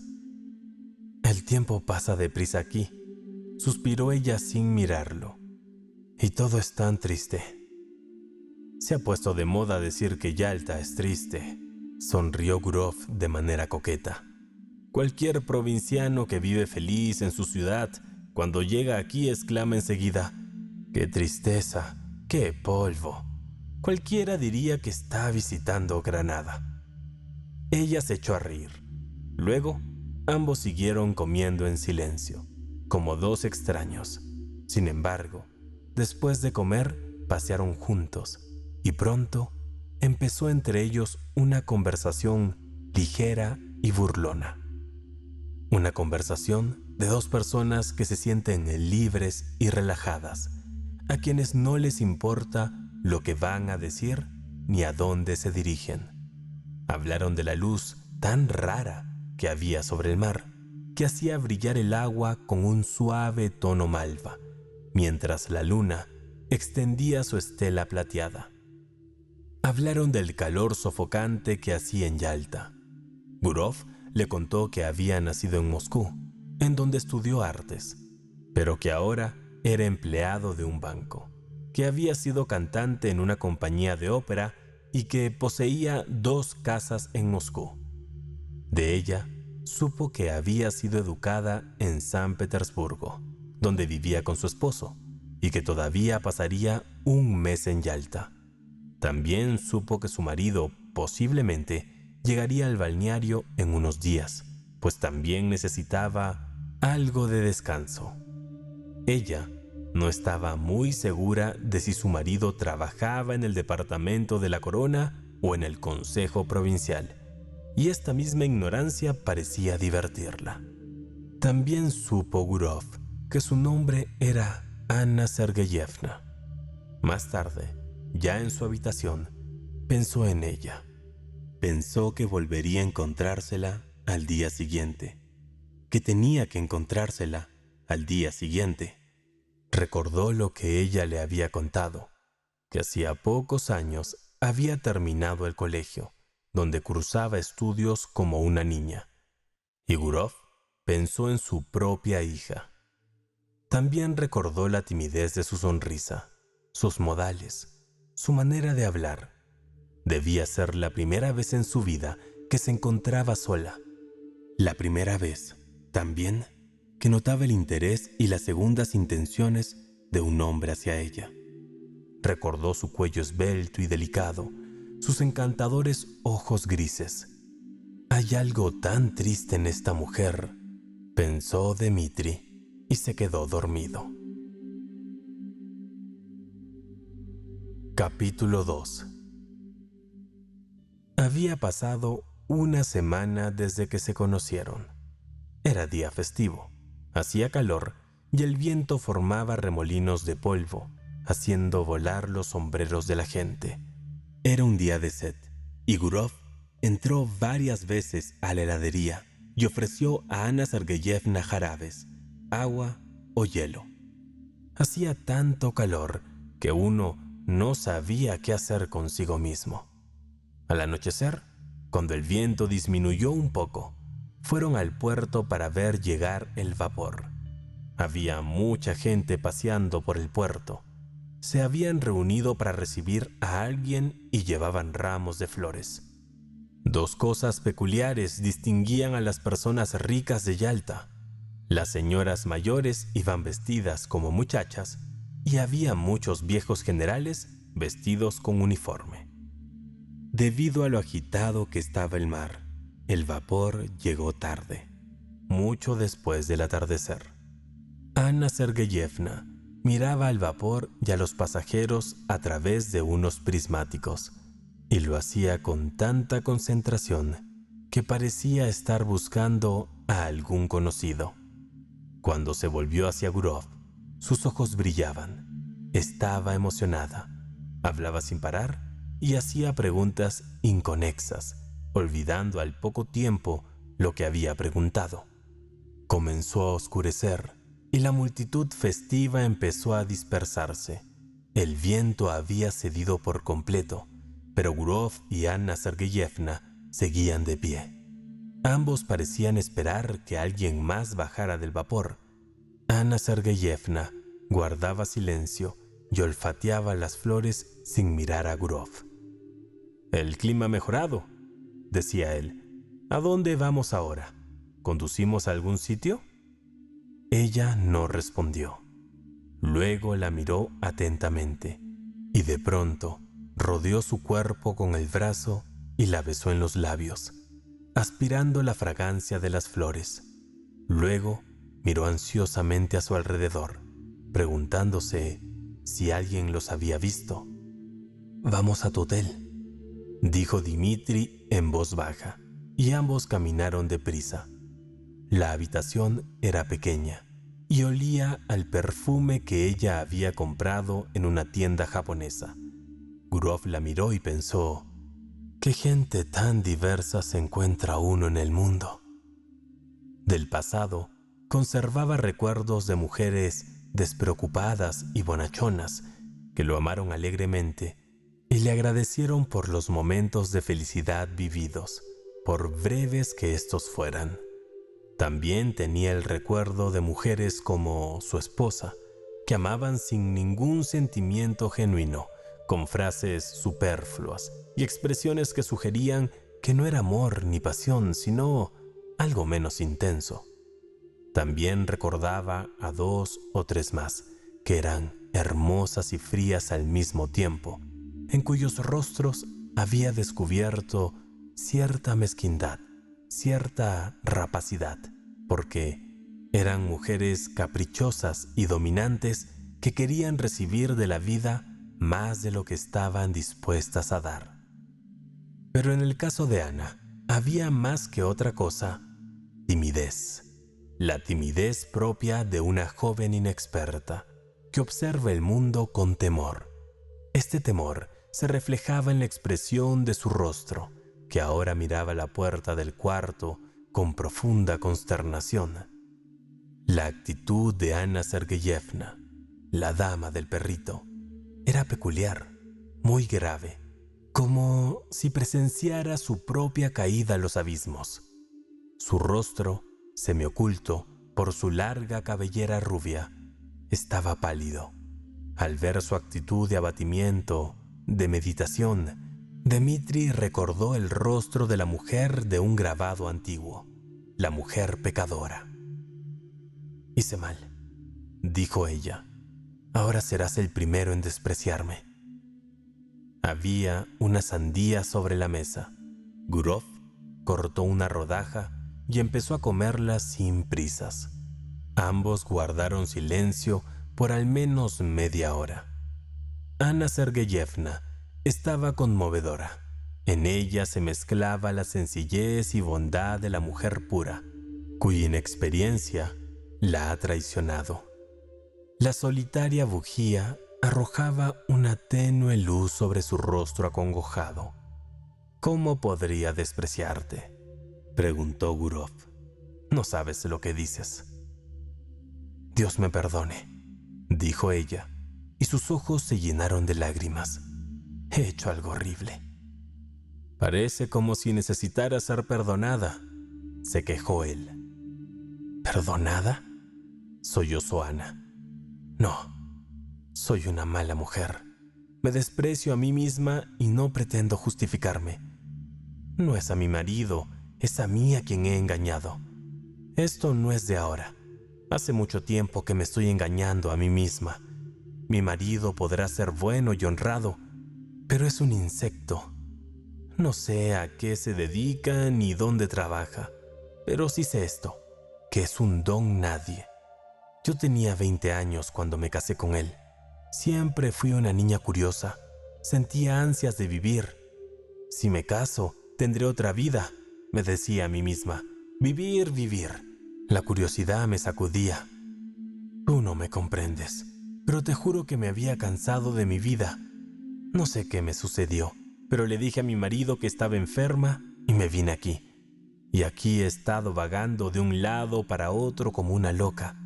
Y ahora me veo convertida en una vulgar, en una mujerzuela a quien todos mirarán mal. A Gurov le irritaba ese tono ingenuo con que hablaba, aquellos remordimientos inoportunos. De no ser por las lágrimas, habría pensado que se trataba de una actriz representando una comedia. «No te entiendo», dijo él. «¿Qué es lo que quieres?». Ella ocultó el rostro en el pecho de Dmitri y lo abrazó tiernamente. «Créeme, te lo suplico», dijo. «Amo la honradez y la pureza y odio el pecado. No sé lo que hice. La gente suele decir, el demonio me ha tentado. Yo también puedo decir que el mal me ha engañado». «No digas esas cosas», murmuró Gurov dulcemente. Después la miró fijamente, la besó y, hablándole con dulzura y cariño, la fue tranquilizando.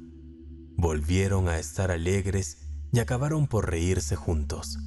Cuando salieron del hotel, no había un alma a orillas del mar.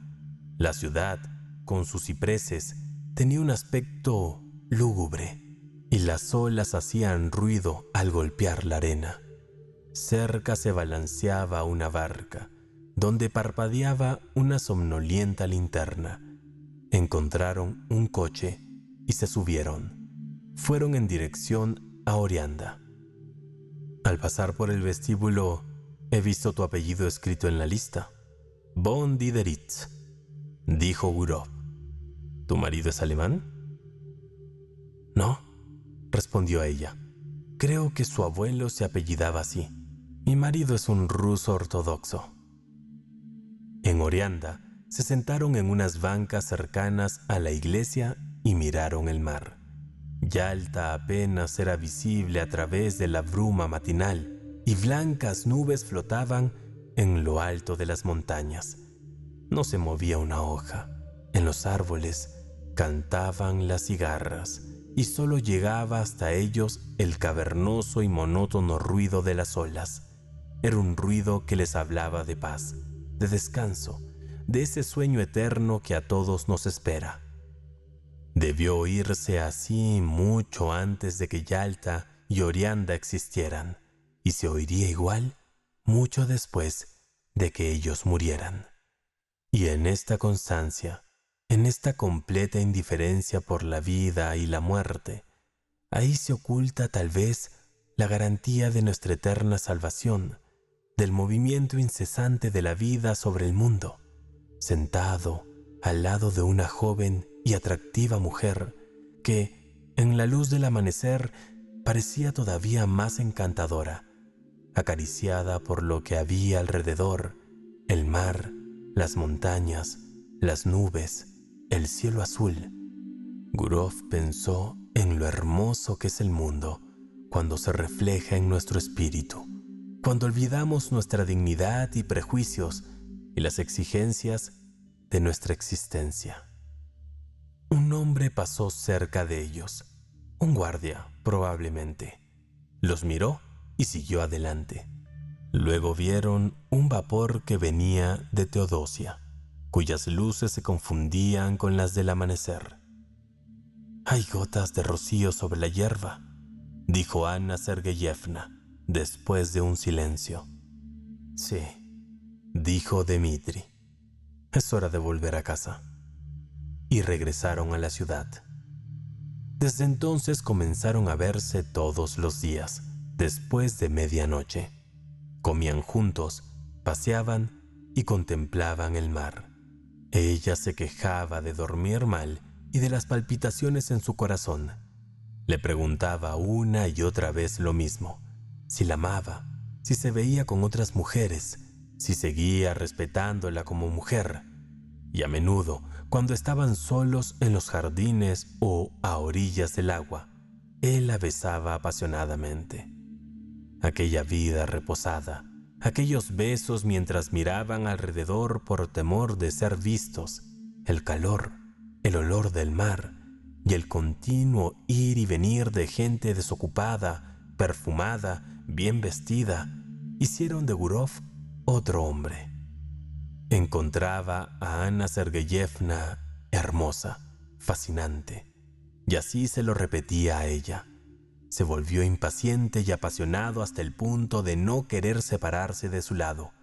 Y ella, mientras tanto, seguía pensativa y continuamente le decía que no la respetaba bastante, que no la amaba, que solo era una vulgar para él. Todos los días, después del crepúsculo, se iban en coche a Orianda o a la cascada. Estos paseos eran siempre una aventura feliz. El paisaje era una escena magnífica, siempre fresca e invariable. Esperaban al marido, que debía venir pronto. Sin embargo, un día llegó una carta en la que anunciaba que se encontraba mal y suplicaba a su esposa que volviera cuanto antes. Anna se preparó entonces para marcharse. «Es mejor que me vaya», le dijo a Gurov. «Es el destino». El día de la marcha, Gurov la acompañó en el coche. Cuando llegaron al tren y sonó la segunda campanada, Anna le dijo: «Déjame mirarte una vez más. Otra vez». No lloraba, pero en su rostro se reflejaba la tristeza. Parecía enferma, pues estaba pálida y los labios le temblaban. «Me acordaré de ti siempre. Pensaré en ti», dijo. Que Dios te proteja. Sé feliz. No pienses nunca mal de mí. Nos separamos para no volvernos a ver. Así es mejor. Nunca debimos conocernos. Que Dios te bendiga. Adiós. El tren partió y sus luces desaparecieron pronto de la vista. Un minuto más tarde, no se oía nada, como si todo hubiera conspirado para borrar lo antes posible aquel delirio, aquella hermosa locura. Solo, en el andén, mirando los rieles, Gurov escuchó el chirrido de las cigarras, el zumbido de los telégrafos, y le pareció que acababa de despertarse, y meditó sobre este episodio de su vida que había llegado a su fin y del que solo quedaba el recuerdo. Se sintió conmovido, triste y con remordimientos. Aquella mujer que nunca más volvería a ver no fue feliz con él. Aunque la trató con afecto y cariño, hubo siempre en sus maneras, en sus caricias, una ligera sombra de falsedad, de condescendencia hacia una muchacha inexperta. Anna Sergeyevna lo llamó siempre bueno, distinto de los demás, sublime. Pero se había mostrado ante ella como algo que no era en realidad. La había engañado, pero sin intención. Un vago perfume de otoño se dejaba ya sentir en la atmósfera. La tarde era fría y triste. Es hora de volver a Moscú, pensó Gurov al dejar el andén. Sí, ya es hora de volver. Capítulo 3. En Moscú, todo seguía su rutina invernal. Las estufas estaban encendidas y por las mañanas, cuando sus hijos desayunaban y se preparaban para ir a la escuela, todavía estaba oscuro. Ya habían empezado las heladas, cuando caen las primeras nieves y aparecen los primeros trineos. Es agradable ver la tierra blanca, los tejados blancos, exhalar aliento tibio y recordar los días de juventud. Los viejos tilos y abedules, adornados de escarcha, tienen una expresión bondadosa. Están más cerca del corazón de los cipreses y las palmeras. Estando cerca de ellos, uno se olvida del mar y las montañas. Gurov había nacido en Moscú. Cuando llegó a la ciudad durante un bello día de nieve, se puso el abrigo de piel y los guantes y paseó por Petrovka. Cuando el sábado por la noche oyó el tañido de las campanas, su reciente viaje a Yalta perdió para él todo encanto. Poco a poco se dejó absorber por la vida moscovita. Leía 3 periódicos al día, iba a restaurantes, clubes, cenas de gala, celebraciones de aniversarios y se sentía halagado de conversar con distinguidos abogados y artistas o de jugar a las cartas con un profesor en el club de médicos. Ya podía hasta comerse un plato entero de pescado salado o una col. Dentro de un mes, imaginó, la imagen de Anna Sergeyevna se habría esfumado de su memoria. Solo de vez en cuando le visitaría en sueños con una conmovedora sonrisa, como había sucedido con otros rostros femeninos. Pero un mes después, cuando el verdadero invierno había llegado, todo seguía claro en su memoria.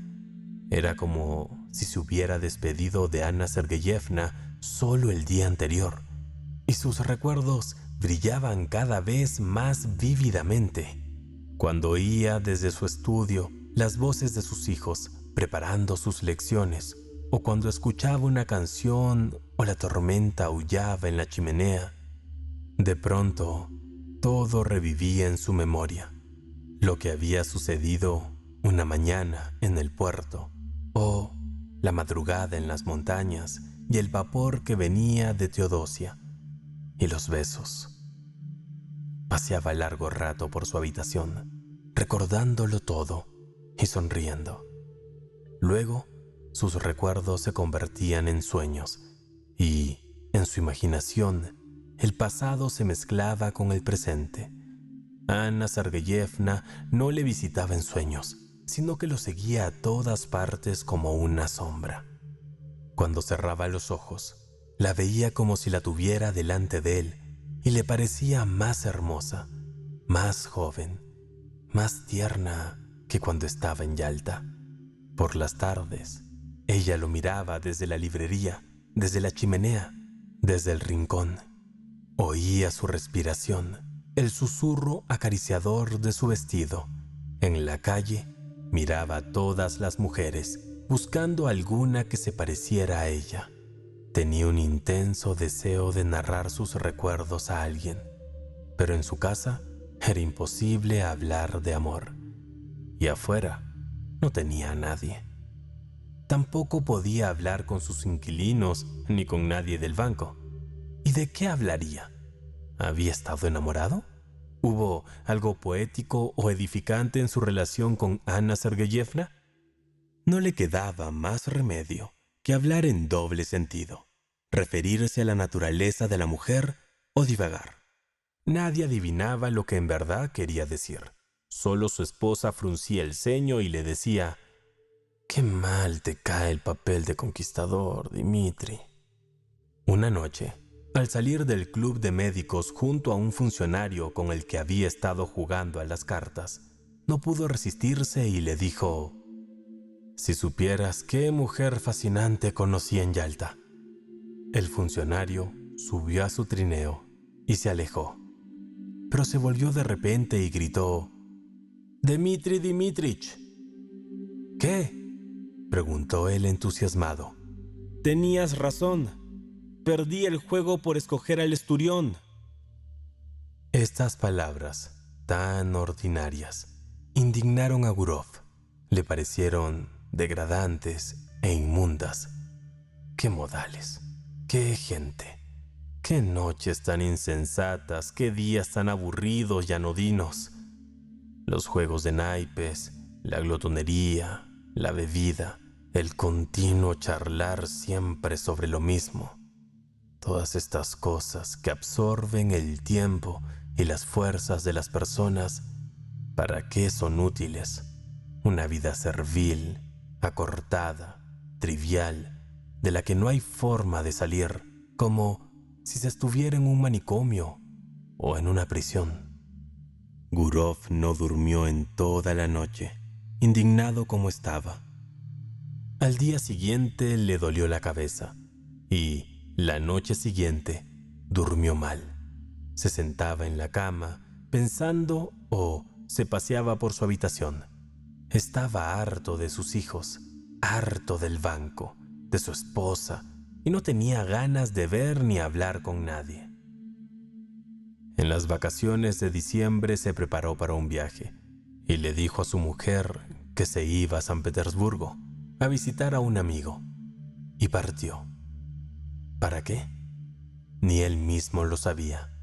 Quería ver a Anna Sergeyevna, hablarle y, si era posible, concertar una cita con ella. Llegó por la mañana y tomó la mejor habitación del hotel, un cuarto con una alfombra gris en el suelo y un tintero gris sobre la mesa, adornado con la figura de un jinete saludando con un sombrero. El portero del hotel le informó que von Dideritz vivía en la calle antigua de Gonchar-ny. La casa no estaba lejos del hotel. Dideritz era rico y vivía rodeado de lujos. Tenía caballos propios y todo el mundo lo conocía en la ciudad. El portero pronunciaba Dridiritz. Gurov se dirigió sin prisas a la vieja calle Gonchar-ny y encontró la casa. Justo enfrente de la propiedad se extendía un largo muro gris adornado con clavos. «Dan ganas de salir huyendo al ver esta monstruosidad de muro», pensó Gurov, mirando del muro a las ventanas de la casa y viceversa. Luego recapacitó. Era día de fiesta y probablemente el marido estaría en casa. De todos modos, sería una falta de tacto entrar y sorprenderla. Si le mandaba una carta, podía caer en manos del esposo y todo se echaría a perder. lo mejor sería esperar una ocasión propicia. Empezó a pasearse por la calle esperando esa ocasión. Vio a un mendigo que se acercaba a la casa y a unos perros que salieron a ladrarle. Una hora más tarde, oyó el débil sonido de un piano. Ana Sergeyevna debía estar tocando. De repente se abrió la puerta y una mujer vieja, acompañada de un blanco y familiar perrito, salió de la casa. Gurov estuvo a punto de llamar al animalito, pero empezó a latirle violentamente el corazón y en su excitación olvidó su nombre. Siguió paseando y viendo de reojo el enorme muro gris. A esas alturas pensaba, irritado, que Ana Sergeyevna se había olvidado de él y que tal vez ya se entretenía con algún otro. Eso sería muy natural, pues ella era una joven que, durante todos los días del año, no tenía otra cosa que hacer que mirar ese maldito muro gris. Volvió a la habitación del hotel y se quedó sentado un buen rato en el sofá, sin saber qué hacer. Luego cenó y tomó una larga siesta. ¡Qué estúpido soy!, pensó cuando se despertó y vio que ya había anochecido. He desperdiciado toda la tarde. ¿Qué hago ahora? Se sentó en la cama, que tenía una cubierta como las que se ven en los hospitales, y se burló de sí mismo. Tanto trabajo para ver a la dama del perro. ¡Al diablo! En un buen lío me he metido por estúpido. Aquella mañana, en la estación, le había llamado la atención un cartel en letras grandes. Se iba a estrenar La Geisha. Pensó en ello y fue al teatro. Es muy posible que Ana vaya a la primera función, pensó. El teatro estaba lleno. Como en todos los teatros de provincias, había una atmósfera cargada y en la galería se oía mucho ruido. En la primera fila, los galanes locales estaban de pie mirando a la gente, con las manos a la espalda. En uno de los palcos superiores, la hija del gobernador estaba sentada en el asiento delantero y su padre acechaba detrás del telón. La orquesta tardaba mucho en afinar y el telón del escenario se balanceaba. Mientras el público entraba y ocupaba sus asientos, Gurov los miraba con impaciencia. Ana Sergeyevna llegó también. Se sentó en la tercera fila y Gurov sintió que su corazón se contraía al mirarla. Comprendió entonces que, para él, no había en todo el mundo ninguna criatura tan bella como ella. Aquella mujercita sin atractivos de ninguna clase, perdida en una provincia, con sus vulgares prismáticos, llenaba toda su vida. Era su pena y su alegría, la única felicidad que ambicionaba, y al oír la música de la orquesta y el sonido de los violines, pensó cuán encantadora era. Pensó y soñó. Un hombre joven, con patillas, alto y encorvado, entró con Ana Sergeyevna y se sentó a su lado. Inclinaba la cabeza a cada paso y parecía estar haciendo reverencias. Debía ser su esposo, sin duda, el mismo al que una vez en Yalta ella llamó insecto don nadie. El hombre sonreía almibaradamente y llevaba en el ojal de la chaqueta una insignia que recordaba el distintivo de un sirviente.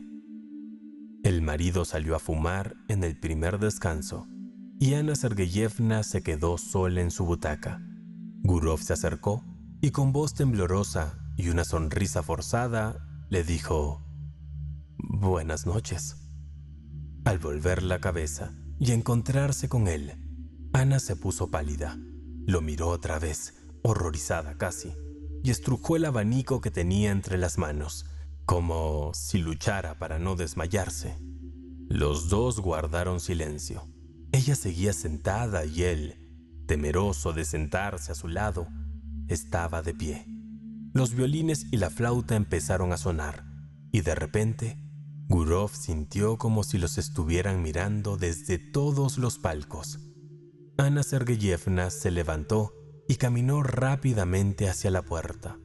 La siguió él, y ambos empezaron a andar sin saber a dónde iban, a través de pasillos, bajando y subiendo escaleras, entre uniformes escolares, civiles, militares, todos con insignias.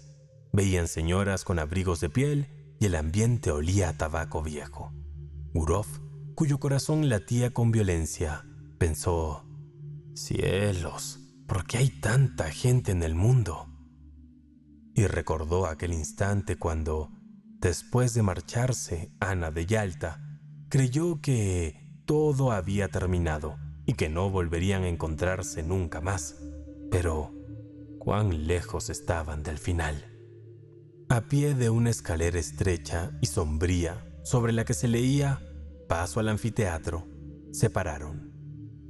«¿Cómo me has asustado?», exclamó ella sin respiración casi, todavía pálida. «Estoy medio muerta. ¿Por qué has venido, Dmitri? ¿Por qué?». «Escúchame, Ana, escúchame», dijo Gurov rápido y en voz baja. «Te suplico que me escuches». Ella lo miraba con temor, pero también con una mezcla de amor y súplica. Lo miraba intensamente, como si quisiera grabar sus facciones en la memoria. «Soy tan desgraciada», dijo ella, como si no hubiera escuchado a Dmitri. «No he hecho más que pensar en ti todo este tiempo. No vivo más que para eso y, sin embargo, necesitaba olvidar. Dime, ¿por qué has venido?». En el piso de arriba, dos muchachos fumaban y miraban hacia abajo, pero a Gurov no le importaba nada. Atrajo a Ana y empezó a besarle la cara, las mejillas y las manos. «¿Qué estás haciendo?», exclamó ella con horror, apartándolo. «Estamos locos. Vete ahora mismo. Te lo suplico. Viene gente». Alguien subía por las escaleras. «Es preciso que te vayas», siguió diciendo Ana Sergeyevna, casi afónica. «¿Me oyes, Dmitri? Iré a verte a Moscú. Nunca he sido feliz y ahora lo soy menos todavía. Nunca seré dichosa. Te juro que iré a Moscú, pero ahora debes irte, amor. No hay más remedio». Estrechó su mano y bajó las escaleras, volteando la cabeza a cada cuanto para verlo de nuevo. Era una mujer desgraciada, asustada. En sus ojos podía notarse el dolor que cargaba encima. Gurov esperó un poco más. Entonces fue a buscar su abrigo y se marchó del teatro. Capítulo 4. Ana Sergeyevna, la dama del perrito, empezó a visitarlo en Moscú. Cada 2 o 3 meses le decía a su marido que iba a la capital para consultar a un médico por una dolencia interna, y su marido le creía a medias. Se alojaba en el hotel Slaviansky, desde donde enviaba un mensajero al trabajo de Gurov. Él iba a verla y nadie en la ciudad se había enterado. Una mañana de invierno fue a verla. El mensajero había llegado la víspera, cuando él estaba fuera. Con él iba su hija, a quien debía llevar a la escuela. La nieve caía en grandes copos húmedos. «Estamos a 3 grados del punto de congelación y sin embargo está nevando», dijo Gurov a su hija. «El deshielo es solo la superficie de la tierra». «¿Y por qué no hay tormentas en invierno, papá?», la niña preguntó. También se lo explicó. Mientras hablaba, pensaba todo el tiempo en Ana, en que iba a verla ese día y que nadie, ningún alma viviente, lo sabía.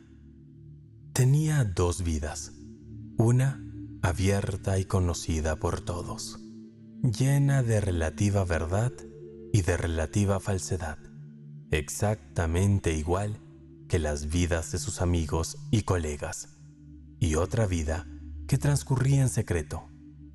Y, por alguna extraña mezcla de circunstancias, todo lo que era esencial y de valor para él, todo aquello en lo que era sincero y constituía el núcleo de su vida, estaba oculto para los demás. En cambio, todo lo falso que había en él, la envoltura en la que se escondía, como por ejemplo su trabajo en el banco, sus discusiones en el club, su presencia con su mujer en las fiestas de aniversario, todo eso estaba a la vista y juzgaba a los demás juzgándose a sí mismo. No creía en lo que veía. Pensaba que todo hombre tenía una vida real y otra en secreto, la cual normalmente se acodaba en la noche. La vida personal descansaba en el secreto, y quizá esa era la razón de que el hombre civilizado exigiera tanto que se respetara la intimidad personal. Después de dejar a su hija en la escuela, Gurov se dirigió al hotel Slaviansky. Se quitó el abrigo de piel y subió a las escaleras. Llamó suavemente a la puerta y Ana Sergeyevna, vestida con su traje gris favorito, le abrió. Estaba agotada por el viaje y le esperaba desde la noche anterior. Estaba pálida y seria, y no bien Dmitri dio un paso dentro de la habitación, ella lo abrazó. Su beso fue lento y prolongado, como si no se hubieran visto en 2 años. Bueno, ¿qué tal te va con tu esposo?, preguntó Gurov. ¿Qué noticias me traes? Espera, respondió ella. Ahora no puedo hablar. Estaba llorando. Se apartó y se llevó un pañuelo a los ojos. Déjala que se desahogue, pensó él. Me sentaré y esperaré. Se sentó en un sillón. Más tarde pidió que le trajeran té y mientras se lo tomaba, ella permaneció de pie junto a la ventana, de espaldas a él. Lloraba de emoción por la vida dura que llevaban. Solo podían verse a escondidas, ocultándose de la gente como ladrones. ¿No era acaso una vida desgraciada? «Detente ya», dijo Gurov. Era evidente, para él, que su relación se había hecho más sólida, más firme. Aunque lo intentara, su amor no terminaría pronto, porque recién comenzaba. Ana Sergeyevna se sentía cada vez más unida a él. Lo adoraba. Era impensable decirle que algún día tendrían que terminar. Se acercó a ella y apoyando las manos en sus hombros, le habló con cariño para consolarla. En ese momento, vio su reflejo en el espejo de la habitación. Su pelo empezaba a encanecer y le pareció extraño haber envejecido tanto en tan pocos años. Los hombros sobre los que se apoyaban las manos eran jóvenes, llenos de vida, y temblaban. Sintió compasión por aquella vida, aún tan cálida y risueña, pero que probablemente estaba a punto de marchitarse como la suya. «¿Por qué me quieres tanto?», pensó Dmitri. Ante las mujeres siempre se había mostrado distinto de como era en realidad. No lo amaban a él en sí mismo, sino al hombre que habían creado en su imaginación. Sin embargo, ninguna de ellas había sido feliz con él. Transcurrió el tiempo, hizo amistad con ellas, incluso vivió con algunas y se separó luego, pero nunca había amado de verdad. Esas relaciones podían interpretarse de 1000 maneras, pero no habían sido amor. Y recién ahora, cuando sus cabellos estaban grises, se había enamorado de verdad, por primera vez en su vida. Ana Sergeyevna y él se amaban como seres afines y complementarios, como marido y mujer, como amigos inseparables. Habían nacido el uno para el otro y no comprendían por qué ella tenía un esposo y él una esposa. Se sentían como un par de aves de paso, atrapadas y obligadas a vivir en jaulas diferentes. Se perdonaron mutuamente los errores del pasado, olvidaron su presente y a diario sentían que este amor los había cambiado. Esos años juntos, cuando atravesaron por momentos difíciles y de depresión, fingían reconfortarse con argumentos prácticos de cualquier clase. Pero ahora las cosas habían cambiado. Ahora sentían una profunda compasión mutua. Se habían cansado de fingir y querían ser sinceros el uno con el otro. «No llores, cariño», le dijo Gurov. «Ya has llorado bastante. Hablemos, hagamos algo, planifiquemos algo para esta noche». Luego discutieron sobre el hartazgo de guardar tantos secretos y engañarse, de vivir en ciudades diferentes y solo verse cada 2 o 3 meses. ¿Cómo podían librarse de este cautiverio insoportable? ¿Cómo? Preguntó él, agarrándose la cabeza. ¿Cómo? Y parecía como si fuera a encontrar la solución dentro de poco, que todo sería fácil y podrían comenzar una espléndida vida juntos. Pero solo era una ilusión. Ambos sabían que les quedaba un larguísimo camino por recorrer y que, si querían ser felices, la parte más complicada de su amor recién estaba por comenzar.